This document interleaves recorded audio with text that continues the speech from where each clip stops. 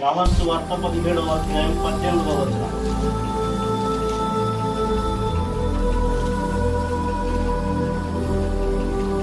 నీవు నన్ను లోకమునకు పంపిన ప్రకారము, నీవు నన్ను లోకములోనికి పంపిన ప్రకారం నేను వారిని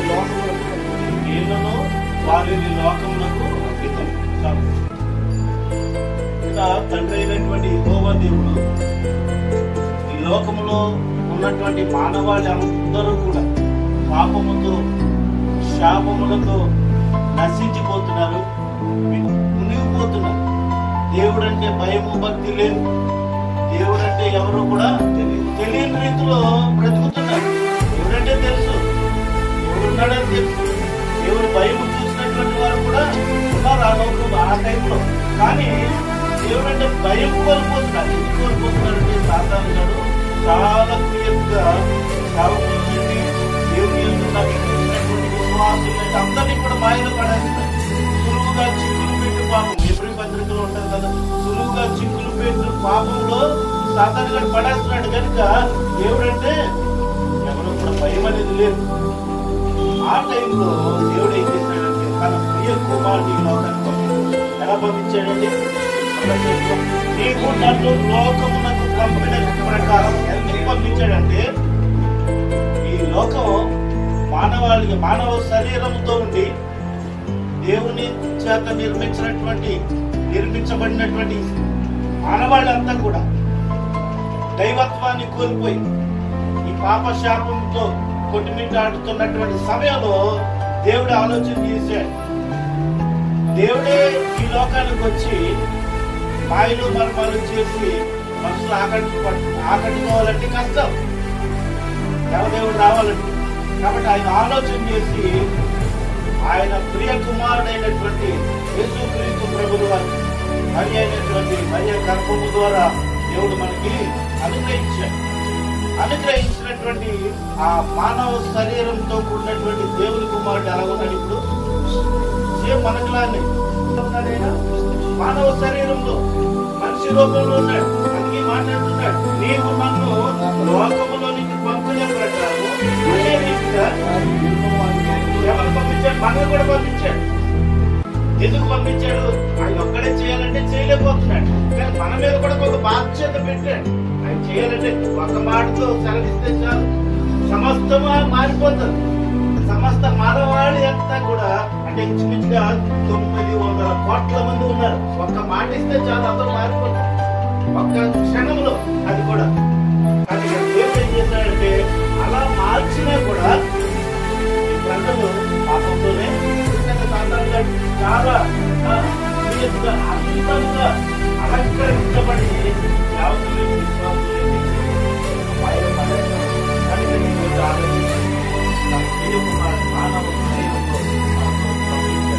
పంపించినటువంటి ఆ దేవాది దేవుడు యేసుక్రీస్తు ప్రభువు ద్వారా మనకు అనేక మంది శిష్యులుగా తయారు చేసి దేవుని సేవకులుగా ఈ లోకంలోనికి అభిషేకించి పంపించారు. ఎందుకు పంపించాడంటే ఈ మానవాళ్ళంతా రక్షణ పొందాలంటే చెప్పడానికి బోధించడానికి మనం ఎన్నుకొని చక్కనైనటువంటి సత్య సువార్తను ప్రకటించడానికి మనం ఈ లోకాన్ని పంపించారు. అటువంటి సువార్త చేయడానికి మనం ఏం చేస్తామంటే కొంత భయం, కొంత ఏంటంటే సేవకుల మధ్య అంటే నమ్మకంతో విశ్వాసంతో దేవుని ఎడల భయము భక్తి కలిగి నిత్యము కూడా మనం అబద్ధము కానీ నమ్మకాన్ని కానీ మనం కోల్పోకూడదు. ఎప్పుడైతే అబద్ధాన్ని మన మనసులో పెట్టుకున్నామో మన చరిత్ర అయిపోయింది. దేవుడు సేవ చేసిన వృధా వ్యర్థం. మనం చేయాలంటే నమ్మకంతో విశ్వాసంతో చేయాలని ప్రభు తెలియజేస్తున్నాడు. ఆ నమ్మకం విశ్వాసం అనేది ఎప్పుడున్నది కాదు కానీ ఆ పాపంలో పడిపోవడం ఏంటి, ఆ భయము ఆ భక్తి అనేది కూడా ఆ లోకంలో ఆ టైంలో కూడా ఉన్నాయి. ఎందుకంటే పేతురు కూడా ఒకనొక టైంలో యేసుక్రీస్తు ప్రభువు వారు అరణ్యంలో సువార్త చేశాడు. 3 దినాలు అయిపోయింది, పగలు రాత్రి అయిపోయింది. వాళ్ళంతా మరి తిరిగి ఇంటికి వెళ్ళే సమయానికి చీకటి పడేటప్పుడు ఆ ప్రభు అన్నాడు, వీళ్ళందరికీ భోజనం వడ్డించండి అంటే ఆయన ఏమన్నారు, శిష్యులు ఏమంటారు, వీళ్ళందరికీ పెట్టడానికి మా దగ్గరే ఉందయ్యా, మేమే ఎలా పెట్టగలుగుతాం అంటే, లేదు మీరే పెట్టాలని ప్రభు ఆజ్ఞాపించాడు. మీరే పెట్టాలంటే మన దగ్గరే ఉంది, మన దగ్గర ఏమీ లేదు. కానీ మన దగ్గర ఉన్నదంతా ఒకటి దేవుని యొక్క ప్రభావం మనలో యొక్క ప్రభావం మనలో ఉంది కనుక దాన్ని మనం కోల్పోకూడదు. నీ మాట అవునంటే అవును, కాదంటే కాదన్నట్టు ఉన్నట్లయితే మనం ఏదైనా చేయగలుగుతాం. ఏదైనా చేయడానికి శక్తివంతుడు మనలో ఉన్నాడు. ఆయన మనలో ఉన్నాడని మనం గుర్తిస్తే అక్కడ శిష్యులు గుర్తించారు. ఎవరి దగ్గర మరి ఆహారం ఉందా అని అడిగితే వాళ్ళు అన్నారు 5 రొట్టెలు 2 చేపలు ఉన్నాయన్నారు. ఆయన తీసుకొచ్చి యేసుక్రీస్తు ప్రభువు వారికి ఇస్తే అవి ఆశీర్వదించి మీరు వడ్డించండి అన్నాడు. దగ్గర 10,000 మంది తిన్నారు. 5,000 మంది ఆ పురుషులు తిన్నారు, ఇంకా ఆడవారు ఉన్నారు, వృద్ధులు ఉన్నారు, పిల్లలు ఉన్నారు. వీళ్ళందరూ లెక్కేసుకుంటే ఇంచుమించుగా 10,000 మంది తిన్నారు. తినగా కూడా ఇంకా 12 గంపల ఆ రొట్టెలు ఆ మాంసం చేపలు మిగిలిపోయాయి. ఎంత అద్భుతం అండి! దేవుని స్తోత్రం, హల్లెలూయా. అటువంటి అద్భుతమైనటువంటి దేవుడు మన తోడుగా ఉన్నాడు. అటువంటి అద్భుతాలు చూశారు. అన్ని సందర్భాల్లో యేసుక్రీస్తుతో కలిసి నడిచారు. కలిసి నడిచినా కూడా ఇంకా వాళ్ళు ఏముంది? అనుమానం, భయం. రెండే మాట్లాడు, అనుమానం, భయం. మనలో కూడా అయ్యే ఉంది. ఏదైనా మాట్లాడమంటే భయం, ఏదైనా చెప్పాలంటే అనుమానం, ఎవరితో మాట్లాడాలంటే అనుమానం. చాలా చోట్ల చూస్తున్నాం అక్రమ సంబంధాలు ఎక్కువైపోతున్నాయి.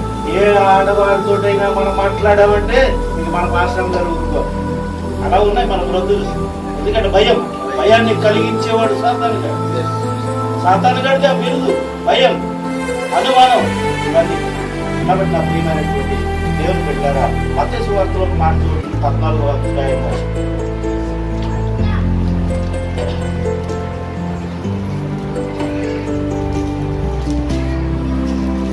28వ వచనం.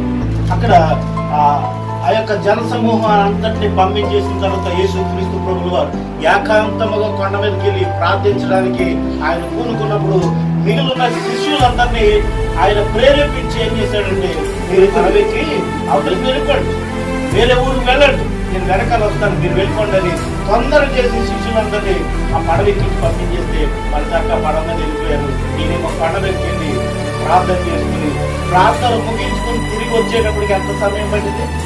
4వ జాము అయిపోయింది. 4వ జాము అంటే దగ్గరగా 3-3:30 సమయం. ఆ సమయంలో ఈ పడవ మీద వెళ్ళే వాళ్ళకి ఏమైందంటే భయంకరమైనటువంటి గాలి తుఫాన్. ఆ తుఫాన్లో చూస్తున్నారు దూరం నుంచి ఒక తెల్లని ఆకారం కనిపిస్తుంది. అది ఎలా ఉందంటే చూడటానికి మనలో ఉంది కదా ఒక ఆత్మ.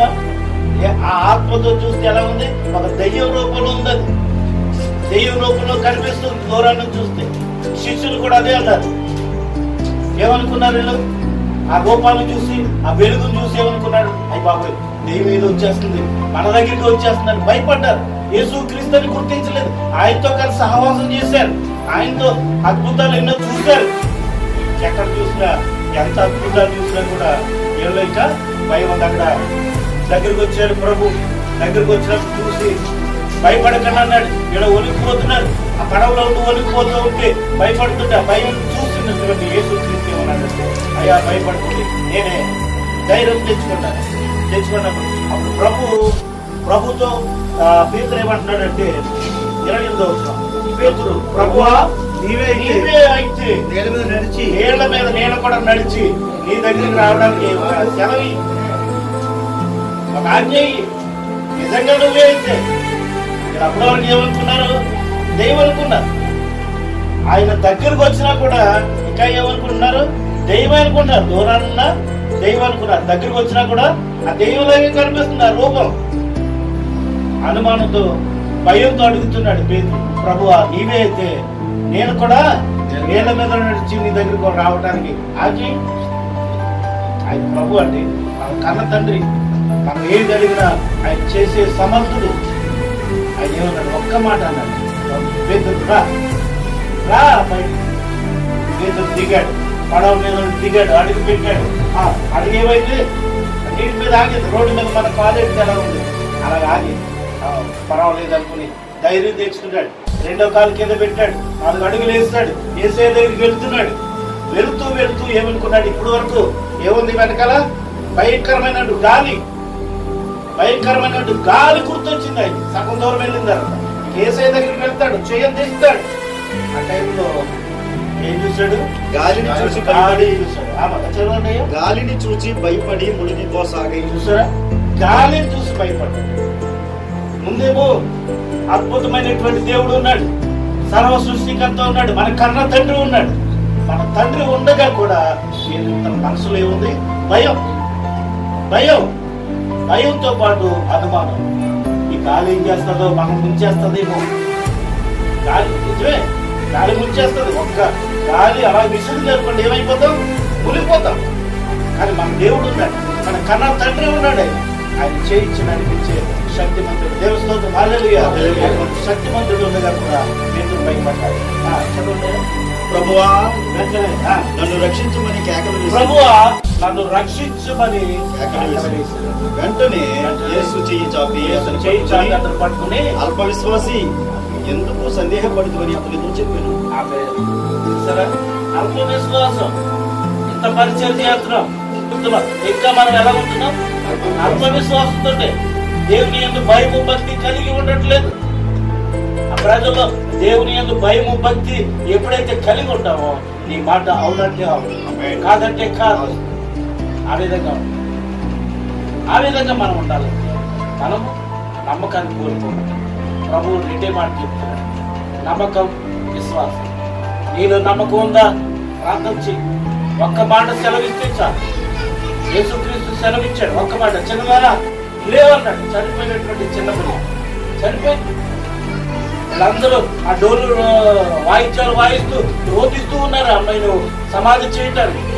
కానీ ఇంటి గల యజమానికి మరి మనసులో ఏ కోరిక వచ్చిందంటే, ఆ యేసు వచ్చి చేయి పట్టుకున్నాడంటే ఆయన బ్రతుకుతుందని. దేవస్తోత్రం, హల్లెలూయా. కుటుంబీకులు, బంధువులు, ఆ గ్రామస్తులందరూ కూడా చనిపోయిందని అనుకుంటున్నారు. ఏమన్నారు? నాకు చనిపోలేదు, నిద్రిస్తుంది కానీ అది చనిపోలేదు. ఇదంతా బయటికి కొండాను, బయటికి కొండన్నారు. అందరూ వెళ్ళిపోయి చిన్నగా లేవు అన్నాడు. అప్పుడు లేచి ఎంత అద్భుతం! అటువంటి అద్భుతమైనటువంటి దేవుడు మనకు కూడా అన్ని అధికారాలు ఇచ్చాడు. అధికారాలు మనం ఉపయోగించుకోలేకపోతున్నాం. ఎందుకు ఉపయోగించుకోలేకపోతున్నాం అంటే మనలో ఇంకా అవిశ్వాసం, అవిశ్వాసంతో కూలిపోయాం. మనకు అన్ని అధికారాలు ఇచ్చాడు కదా, నమ్మవాడికి సమస్తం సాధ్యం అన్నాడు కదా. మనం ఎందుకు నమ్మలేకపోతాం? ఎందుకు నమ్మలేకపోతాం? మనం చెప్తే కార్యం జరగదు. అక్కడ నమ్మి మారు మనసు పొంది రక్షించబడిన ప్రతి ఒక్కరికి కూడా అన్ని అధికారాలు ఇచ్చాడు, అన్ని వరాలు ఇచ్చాడు. ఆ వరాలని, ఆ అధికారాలను మనం ఉపయోగించుకోలేకపోతున్నాం. ఎందుకు ఉపయోగించుకోలేకపోతున్నాం అంటే మనం ఇంకా భ్రష్టత్వంలోనే ఉంటున్నాం, అల్ప విశ్వాసంతోనే ఉంటున్నాం.